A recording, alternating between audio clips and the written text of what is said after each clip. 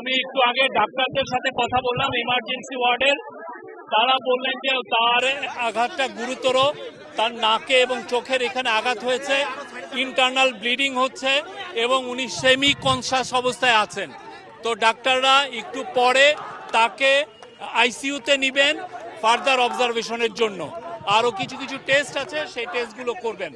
তার উপরে আঘাত খুবই ন্যাক্কারজনক একটা ঘটনা, আমরা এটা নিন্দা করি। আমরা এই পুরো জিনিসটা আমরা ইনভেস্টিগেট করব।